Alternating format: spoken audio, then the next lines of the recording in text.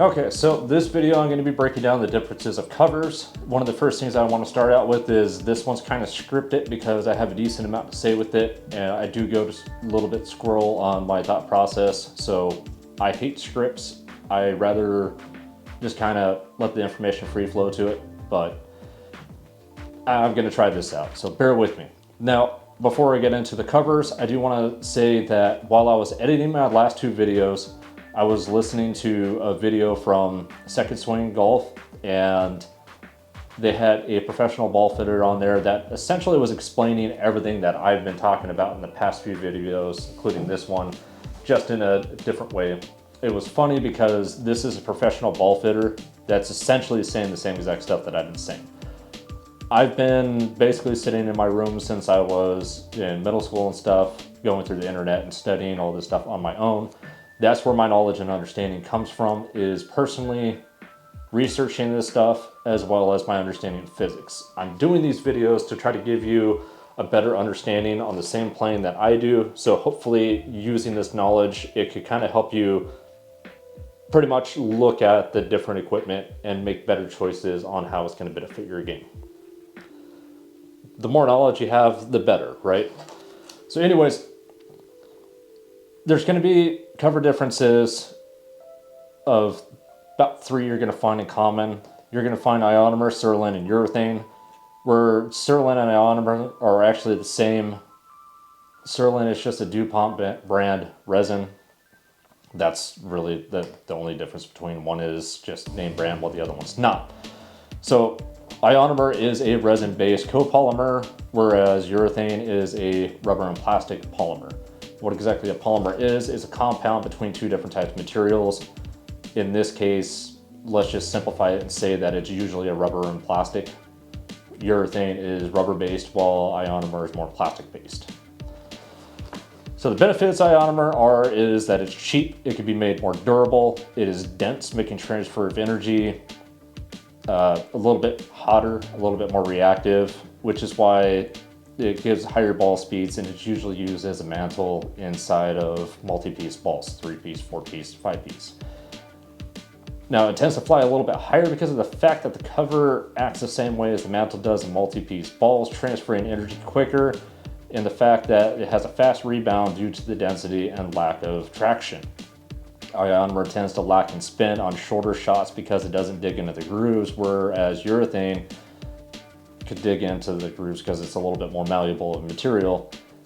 It does create a higher flight, which creates a steeper descent, which makes up for the fact that it is losing out on the spin, giving you a friendly hop and stop instead of a rollback. There are higher spinning ionomer balls in the market, but they lose out drastically on durability by giving you the spin because it's a denser, harder material, and when they make the cover softer to try to go and get that spin out of it, you're losing out the durability because essentially your grooves are now becoming a cheese grater to plastic. There's a number of balls that I could think of that used to exist that were pretty good examples of this, which is the Callaway Hex Bite, the Titleist NXT Tour, Top Flight Gamer when Callaway used to own it, as well as the Diablo Tour. Now, if you notice that there's a number of Callaway brand balls that were on that, when they took over Top Flight, they tried experimenting a little bit with Top Flight as their, I guess you could say, like guinea pig when it came to the Hex Bite and again Diablo Tour and stuff. You know, they're lower tier balls to try to create higher spin, as well as they were messing around with the different cores and stuff to create velocity. For a period of time, just note that Top Flight and the Diablos as well as the Hex lines were essentially the same thing, just rebranded with different dimples. Now, urethane being mostly rubber makes it a little bit more malleable and stretchy. It is great for the fact that it is soft and stretchy, allowing it to dig into the grooves as well as the face of the club a little bit longer, accelerating the spin on partial shots. The cover could be thinner as an effect of this, making it interact with the inner layers, giving faster ball speeds and transferring energy into the mantle for more spin. This is why brands like once upon a time when Srixon was manufacturing McGregor golf balls, as well as Srixon golf balls themselves, actually go to a thin, super thin cover that is basically the bottom of the dimple is pretty much the bottom of the cover. It's giving you that overall interaction with the inner layers to it with a gradient core where it's firmer on the outside, and as it gets into the center is softer. It's basically replicating the same effects of a 4-piece ball while still maintaining being a 3-piece ball. Having a thinner cover interacting more so with the inside could simulate the same effects of having a 2-piece ball. Just note that.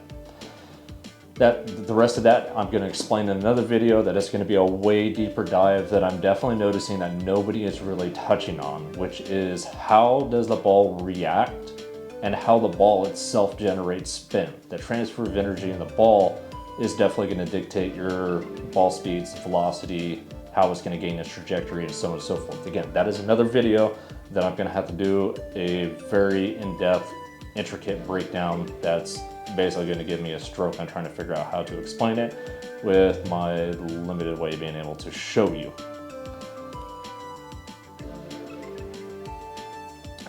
So because of the fact that it has more rubber in it, it could be a little bit more durable depending on how dense and thick it is without sacrificing spin.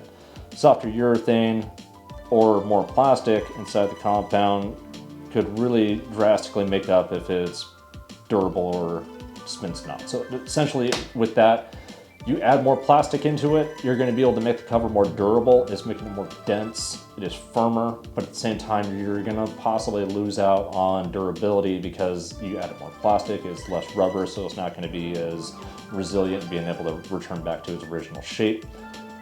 And you're also going to lose out on spin because it's not going to be able to deform as much and interact in the groove. So not all urethanes are going to perform the same. Bridgestone had an E5, which was a 2-piece urethane covered golf ball. The cover on it was actually significantly thick because, again, they were trying to essentially replicate having a mantle layer with a thick urethane cover. And ultimately what that ended up doing was you kind of had a decent amount of greenside touch and spin, but you lost out on it because they still stuck to a more dense urethane material.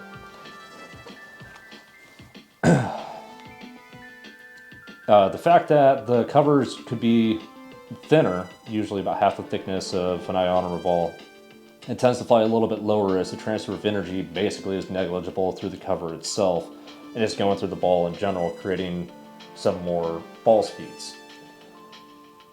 But because of the fact that it transfers energy into the mantle and core a bit quicker, the mantle itself can interact with it a bit more, creating spin on, shorter shots, giving it a little bit more lift. So with the fact that urethane is going to generate more spin as well, or more spin off the club face and allowing energy to transfer to the mantle or dual mantle, depending on the composition of the ball, you're going to get a very low penetrating shot, and it's going to rise up and then come in with a very very steep descent angle because it's generating more spin. That's why you see tour pros, or if you're playing a tour caliber ball and you have higher ball speeds and swing speeds, you're going to be able to get that ball out a little bit lower and it's going to rise up and then come back down. That's what's causing that. You could do that with ionomer balls too. Just note that because of the higher spin you're getting and the more force through the penetrating shot, it's going to start out low and then rise up and you get the spin. So really what it comes down to is price and what you really want to see out of the ball. Do you want to get more carry out of it? Here in the Pacific Northwest during this time of the year, we have some very high amounts of rain, which creates a lot of soggy conditions, and you actually want to get more carry to get the ball to get better distances because it's not going to run out as much. On that being said, understand your carry distances, because having a bit more carry with an ionomer cover might actually save you from hitting into bunkers or water hazards, because you're gaining an extra 5-10 yards of carry depending on the how you hit the ball and how the ball performs. Ionomer spins a lot more than you actually think. So for long irons and up, you're gonna see roughly about the same, if not less spin on drives and stuff. You're not getting the same amount of spin based off of the loft of the club itself. The dynamic loft that you're putting on it can help create the downward force onto it, which creates the spin on its own. But the static loft of the club being flatter means that you're gonna see less spin. Urethane rips the face a little bit better, hence the reason why you see a little bit more spin on those, but because of the fact that it's ionomer, it's not doing as much to create the spin in the same way. You still want spin on the balls are still gonna generate it based on the dimples and the way that you're impacting it, because you're still hitting it with loft. It's gonna get spin, that's how you create lift, that's how you get your distances and everything else. When you start getting into mid irons and stuff like that, again, you're not really going to see a whole lot of difference in spin depending on the ball and the ionomer ball that you're playing versus your urethane covered ball. You're going to basically see anywhere between 200 to about 700 RPMs of difference between the two. That is not as much as you think.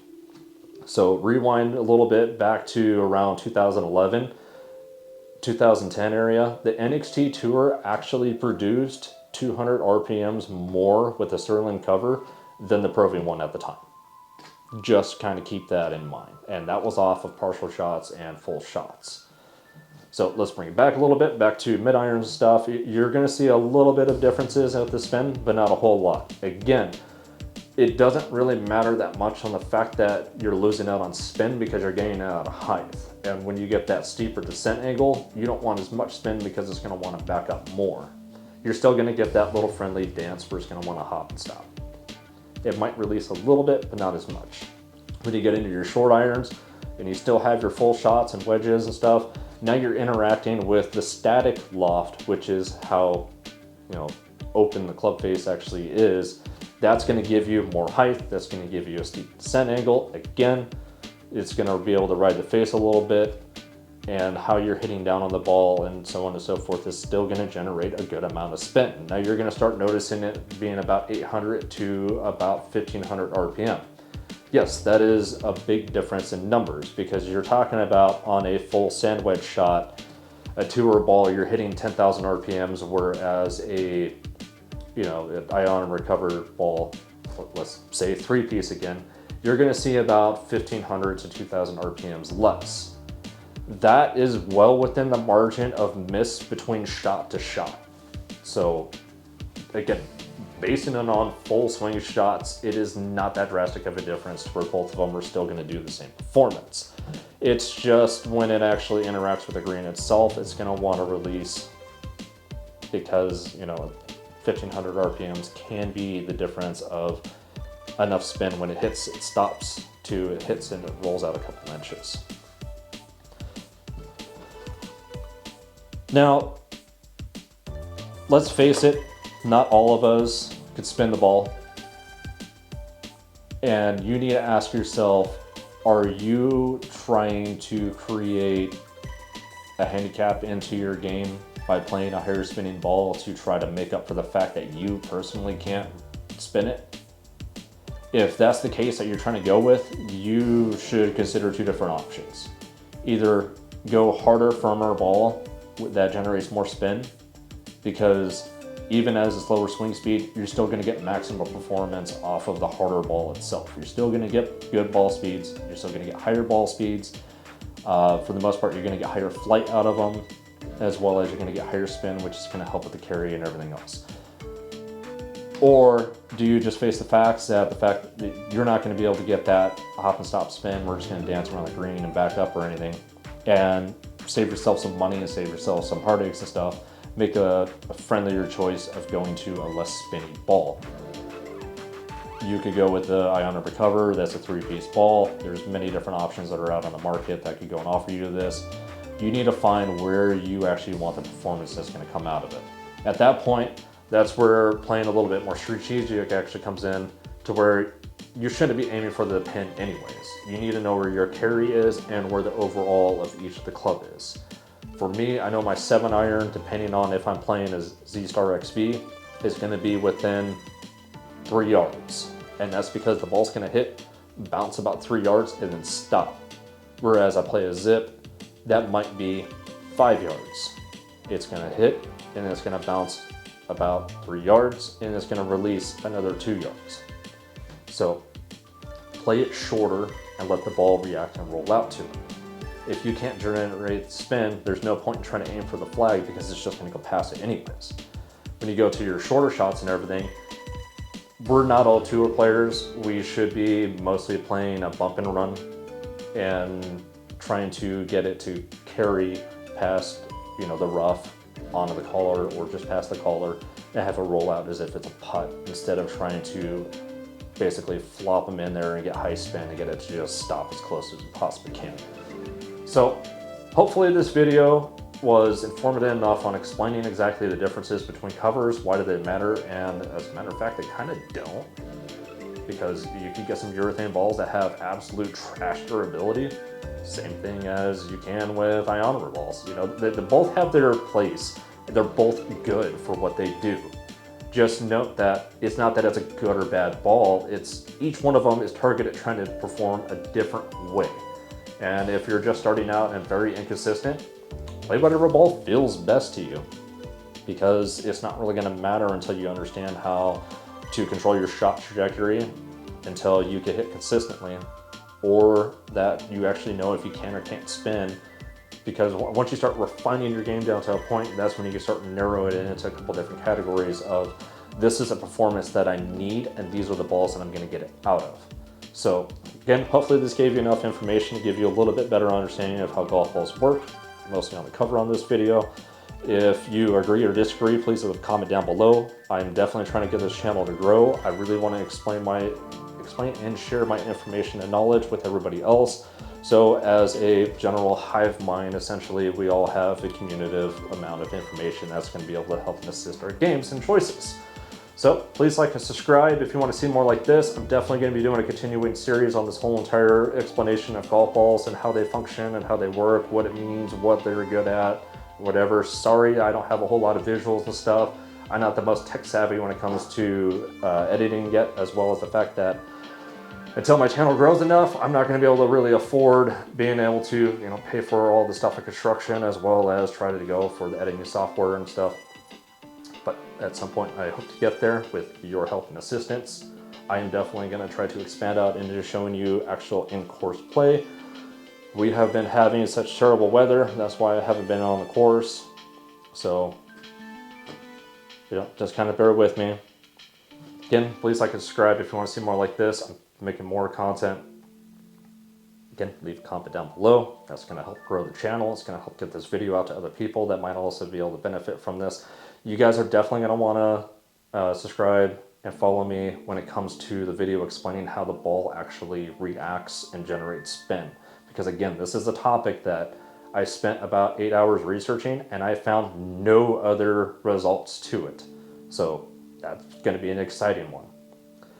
Most of all, hopefully you guys are enjoying the weather where you're at. You're able to hit the links. Regardless, if you can't, bear with us. Can't wait to go and actually start touching grass for real. Keep in the fairway. Have a good one.